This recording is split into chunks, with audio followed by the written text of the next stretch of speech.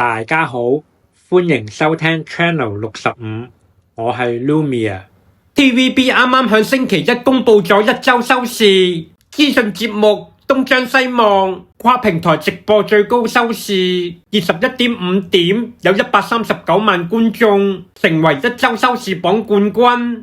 處境劇《愛回家》最高收視18.5點，有119萬觀眾，由馬貫東、張曦雯、陳瑩、羅毓兒主演嘅《臥底嬌娃》收視下跌，由18.6點跌到17.2點，有111萬觀眾。外購劇《機智女法醫2》收視下跌，由14.2點跌到13.4點，有86萬觀眾。10點半節目《公理上大學》收視下跌，由12.2點跌到11.4點，有73萬觀眾。周六晚由阮兆祥主持嘅全新資訊綜藝節目《香港系列之世間始終你好》收視上升，由15.6點升上17.3點，有111萬觀眾。周六晚由森美、Eric 郭偉亮同埋 Pan V 成員李欣彤主持嘅互動音樂遊戲節目《唱錢》，呢集有女參賽者成功挑戰 Monster 歌曲，贏得10萬蚊獎金。節目最高收視14.6點，有94萬觀眾。周日晚《中年好聲音4》收視再下跌，由19.4點跌到18.7點，有120萬觀眾。周日晚《一周星星》最高收視14.6點，有94萬觀眾。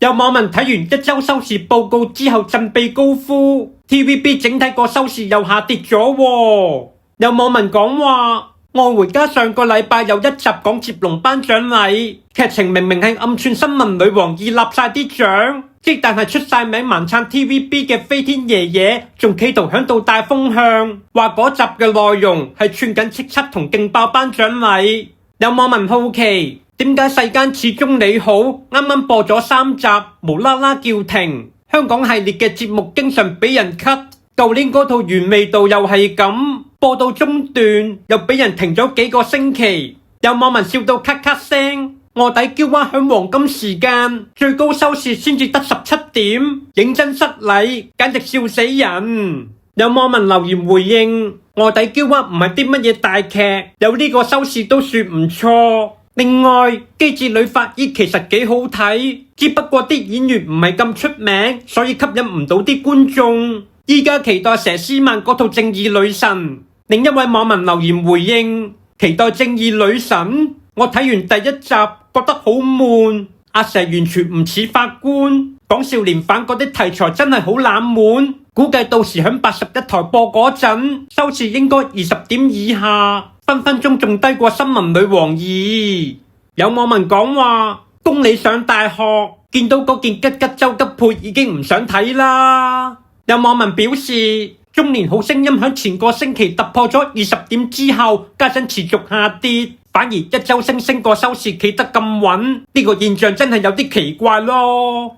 講下 TVB 嘅劇集8點半嗰套臥底嬌娃，除咗因為有 Yumi 呢個假 A 零話題人物之外，響劇中飾演蘇嘉瑩呢個角色嘅李海彤，因為同馬貫東一段感人愛情線而受到觀眾高度關注。有網民喺討論區出帖，希望 TVB 可以俾多啲機會李海彤。網民講話李海彤同馬貫東嗰集真係超級感人，我睇完之後喊咗好耐，真係唔捨得佢死。李海彤做到嗰種好想一生一世去保護佢嘅感覺，唔想佢受到任何傷害。另一位網民講到仲誇張，如果有神佛想傷害李海彤嘅話，我會遇神殺神，遇佛殺佛，我唔會俾任何人傷害到佢。我真係好想有李海彤呢種女朋友啊！有網民表示，老實講，臥底嬌娃呢套劇唔算突出，都係嗰啲普普通通嘅 TVB 劇集，但係意外地出咗個令人深刻印象嘅角色蘇嘉瑩。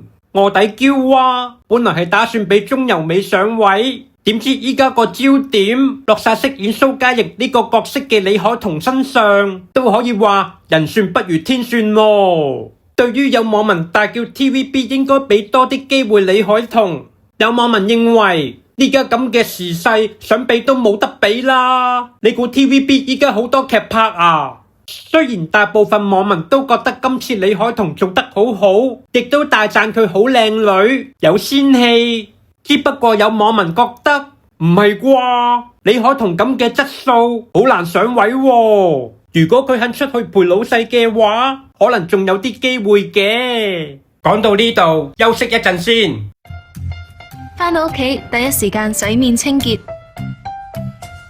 我最中意嘅小狗寶潔面巾，極細纖維呵護我面部肌膚，仲有凹凸圓形壓紋，幫助吸取污垢。最緊要係用完即棄，唔怕細菌滋生，方便乾淨，以後就用佢啦。小狗寶潔面巾，清爽 clear， 零舍 free， 零瑕疵。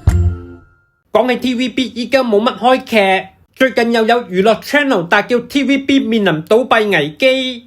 每逢有呢種標題又或者話題，唔理啲內容真定假，都會觸動到一班反 TVB 嘅網民同 TVB fans 嘅神經。反 TVB 嘅網民指出 ，TVB 有大批員工離職，新劇全面停擺，倉底存貨又僅夠播1年 ，TVB 離倒閉嘅日子不遠。有反 TVB 嘅網民講話，好明顯曾志偉聞到味，所以走得快，好世界。